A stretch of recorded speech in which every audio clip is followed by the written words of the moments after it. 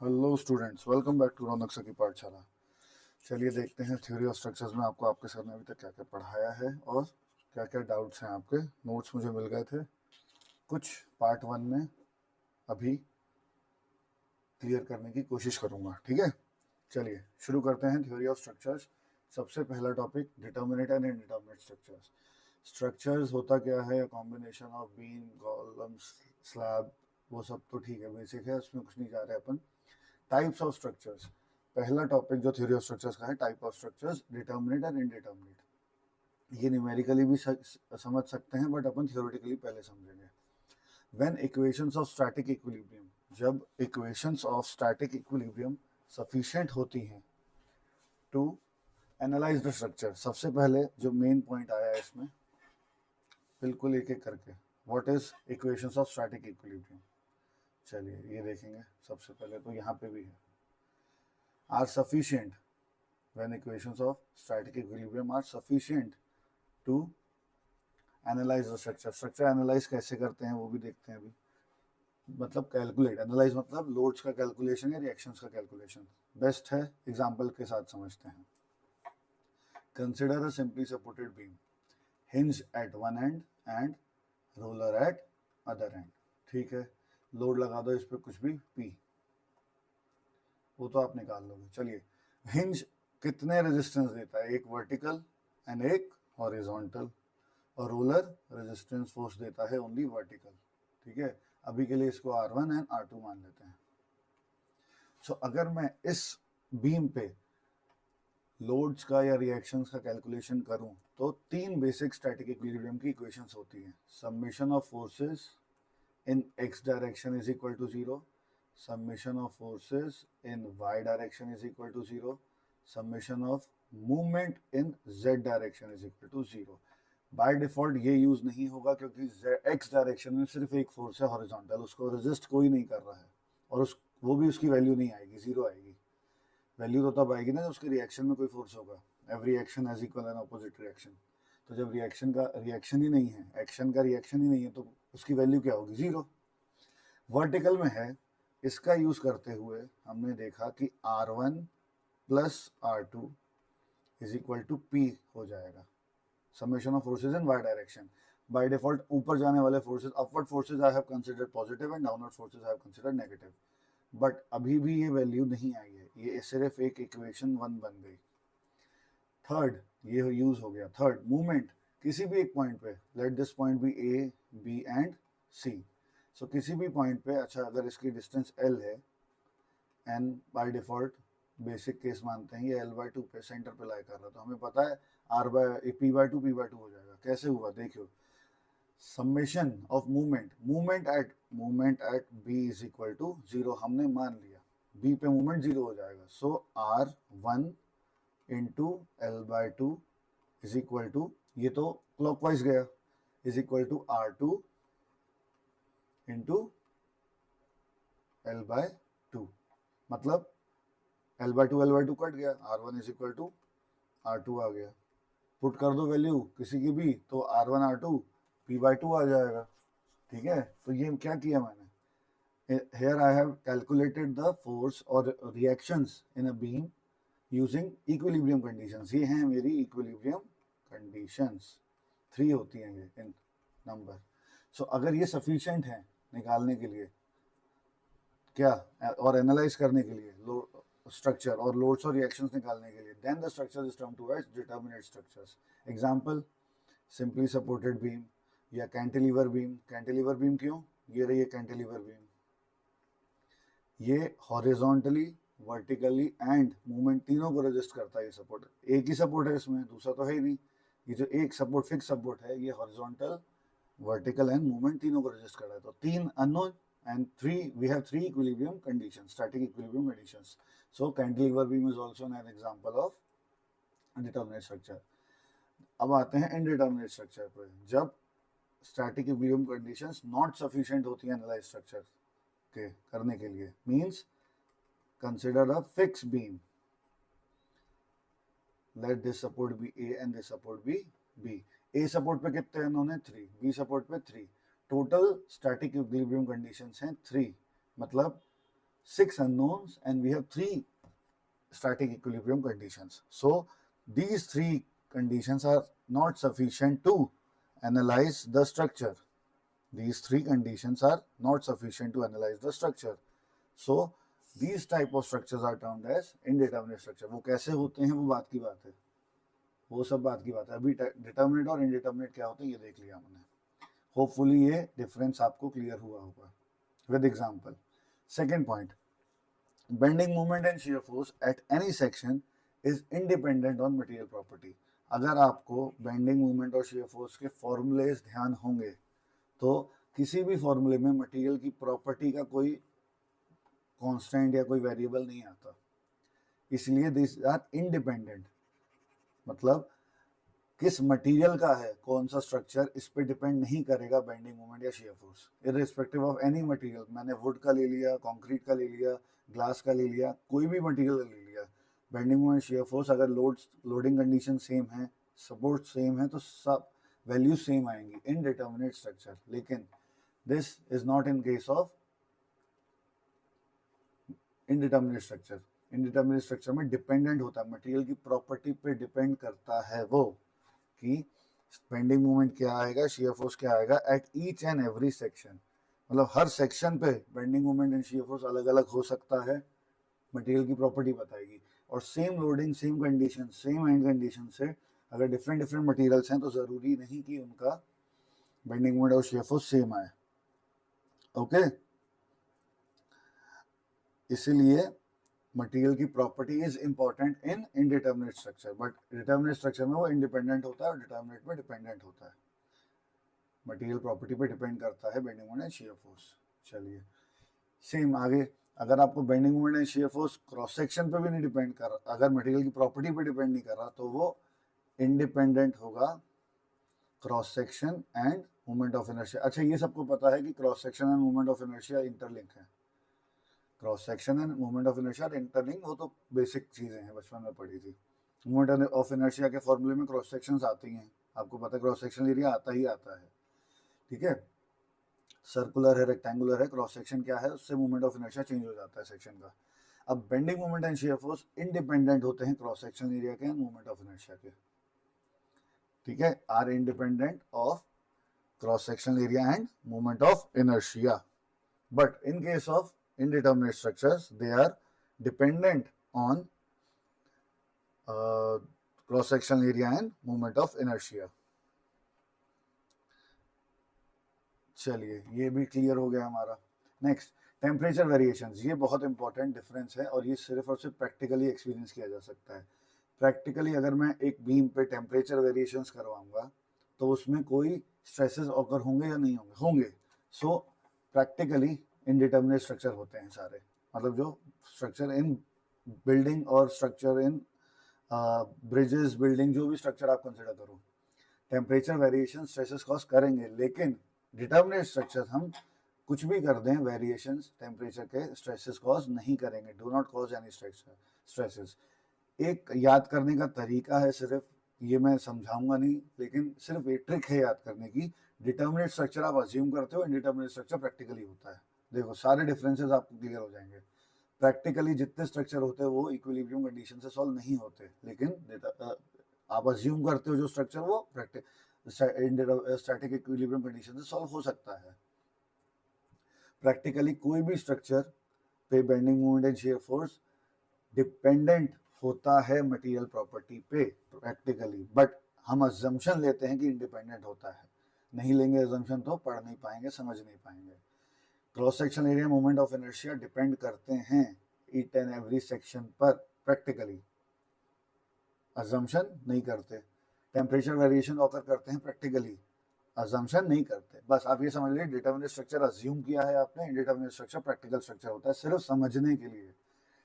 ये ऐसा होता नहीं है, लेकिन सिर्फ समझने के लिए. चलिए नेक्स्ट टॉपिक आते हैं, बेंडिंग इक्वेशन. आपको मैंने लास्ट सेम में बेंडिंग इक्वेशन क्या होती है वो बता दी थी, इसका डेरिवेशन रह गया था. चलिए वो करते हैं. पहले बेंडिंग इक्वेशन होती क्या है, चलो देख ही लेते ना, आ ही रहा है अभी तो. बेंडिंग इक्वेशन होती है m/i is equal to sigma upon y is equal to E/r. R. जिनको याद है वेल एंड गुड, जिसको नहीं याद है बता देता हूँ। M is movement of a resistance या bending moment, I is moment of inertia, sigma is stress, Y is extreme fibre तक की डिस्टेंस न्यूट्रल एक्सिस से। क्या होता है अभी देखेंगे। E is Young's modulus of elasticity, सबको पता है। R radius of curvature. चलिए बहुत ही आराम से और अच्छे से सही समझते हैं। बिल्कुल डेरिवेशन है, आपको कुछ चीज़ें मान के बैठनी पड़ेंगी, कुछ चीज़ें याद हो जाएंगी ऑटोमेटिकली। आपने एक प्रॉप्ड कैंटिलीवर अज्यूम किया बीम को। प्रॉप्ड कैंटिलीवर पता क्या होता है? When it is simply supported at two ends A and B and cantilevered outwards. ये कैंटिलीवर है A C and B D. So इसका अगर मैं शियर फोर्स और बेंडिंग मोमेंट डायग्राम बनाऊंगा, आपको याद नहीं करना, सिर्फ देखना है। शियर फोर्स देखो, यहाँ से नीचे आया एक फोर्स, ये लो नीचे आ गया, कांस्टेंट है, कोई लोड नहीं एक्ट करा, लेकिन यहाँ से एक रिएक्शन एक्ट कर गई। सो ये वापस इसको बीम पे ले गया, जीरो पे ले गया। देन ए से बी तक कोई फोर्स नहीं है, इसलिए यहाँ zero bending, zero shear force होगा, जीरो शियर फोर्स। बी पे फिर एक फोर्स गया ऊपर, शियर फोर्स आ गया कांस्टेंट डी तक, और डी पे आके फिर ये जीरो पे ले आया। जैसे हम इसके बेंडिंग मोमेंट डायग्राम पे आएंगे, सी पे एंड डी पे क्योंकि फ्री एंड है, बेंडिंग मोमेंट जीरो होगा।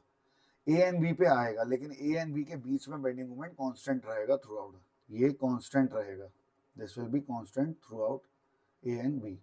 सो ऐसा बेंडिंग मोमेंट डायग्राम जिसमें कांस्टेंट रहता है दो पॉइंट्स या दो सपोर्ट्स के बीच में, is termed as pure bending और सिंपल बेंडिंग।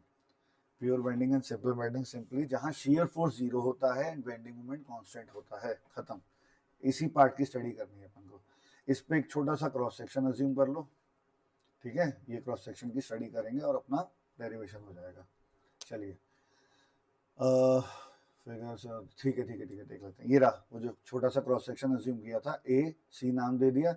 न्यूट्रल एक्सिस नाम में ही लिखा है, ऐसी एक्सिस, दैट एक्सिस जो जिसमें कोई चेंज ऑब्जर्व नहीं होता, मतलब कंप्रेशन और टेंशन नहीं आता।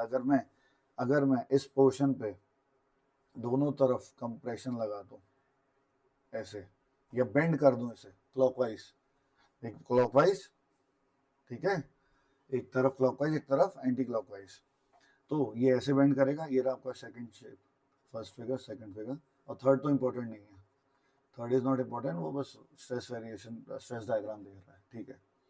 थर्ड आप नहीं भी बनाओगे कोई दिक्कत नहीं है। जैसे ही आपने इस पे दोनों मूवमेंट लगाए तो ये ऐसे बेंड करा।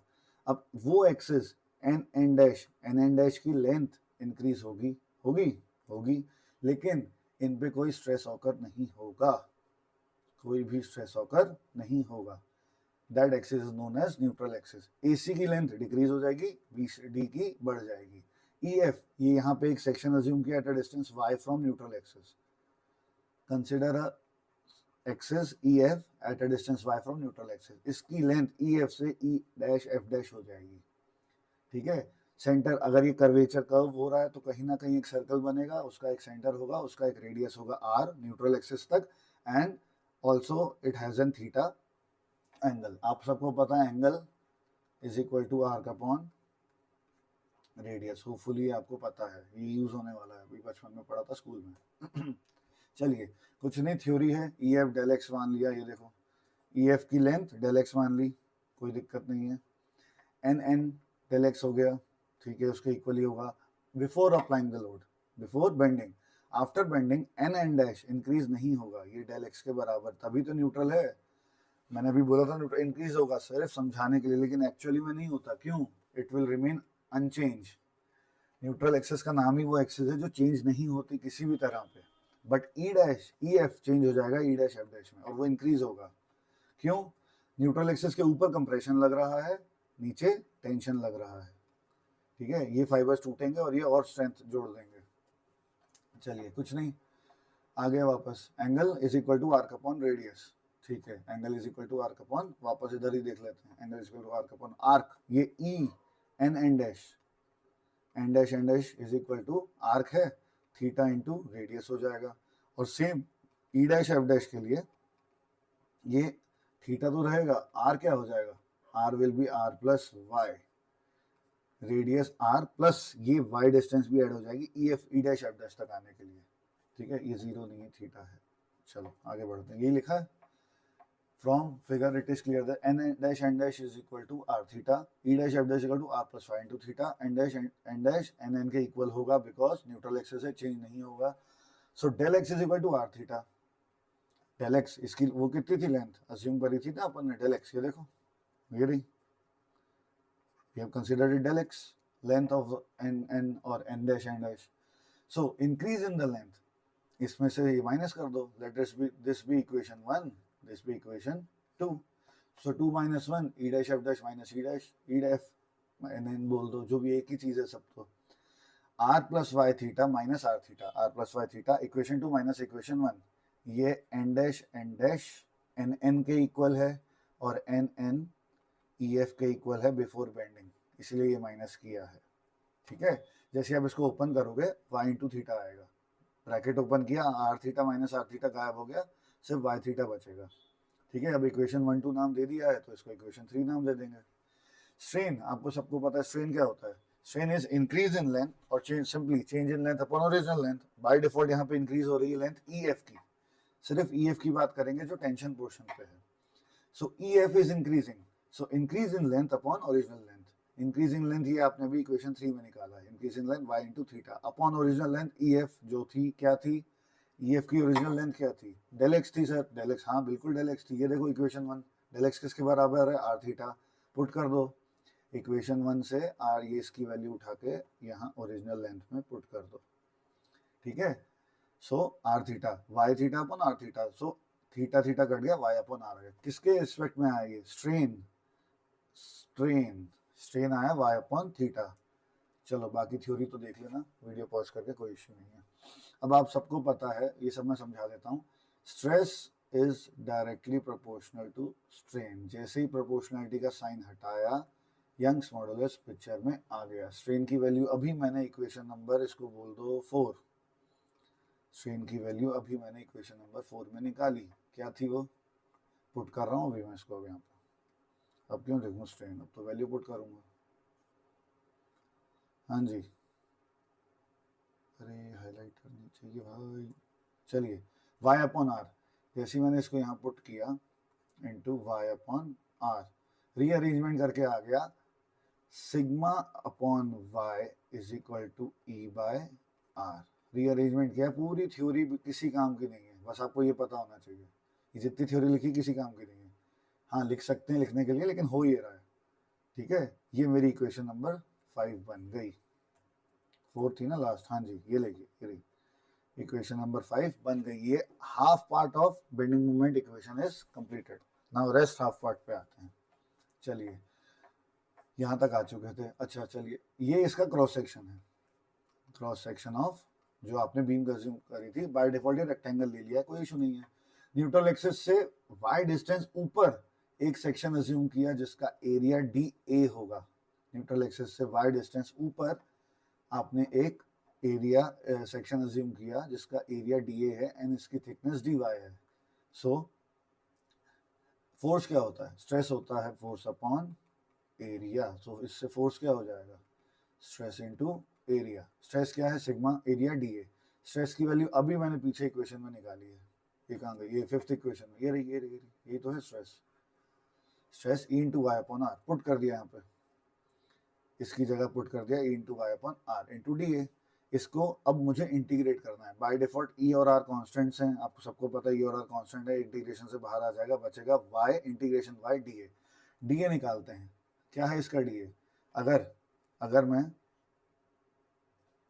एक सेकेंड, हाँ सही तो चल रहे हैं. हाँ तो गया. हाँ ई और आर कांस्टेंट है. ओके. डी ए निकालना है, इसका एरिया निकालना है. चलिए अब इसका एरिया निकालते हैं. फोर्स इसके बराबर है मूवमेंट. अच्छा नहीं, एरिया नहीं निकालना, मूवमेंट निकालना है. यहाँ थोड़ा सा ध्यान देंगे. Movement of this force. Movement आप सबको पता है फोर्स इनटू डिस्टेंस होता है.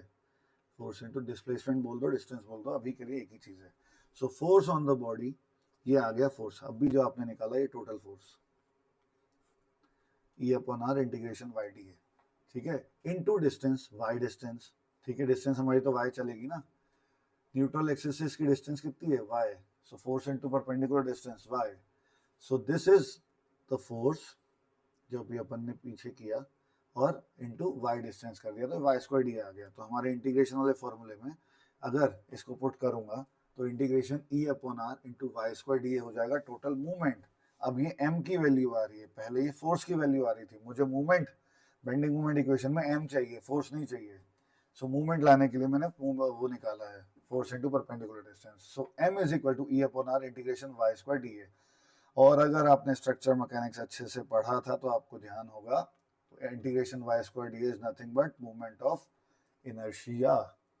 वैल्यूज पुट कर दो, m is equal to E upon R into I, ये लिखना है डेरिवेशन में, ये लिखना है integration Y square D A is moment of inertia. So E upon R into I M के इक्वल हो जाएगा। रीअरेंजमेंट किया तो m upon I into is equal to E upon R. अब आपने ई अपॉन आर के इक्वल एक और चीज निकाली थी, सिग्मा अपॉन वाई, तीनों को एक साथ लिख दो, m upon I is equal to sigma upon Y is equal to E by R. Finally मेरी बेंड, इसी इक्वेशन को बोला जाता है bending equation. Finally bending equation is derived. चलिए अभी के लिए बस करते हैं, ठीक है। ये पहला पार्ट है आपके डाउट सेशन का, नेक्स्ट पार्ट जल्दी अपलोड होगा, उसमें मैं आगे के टॉपिक्स कवर करूंगा। होपफुली ये आपको समझ में आ गया होगा। चलिए, थैंक यू।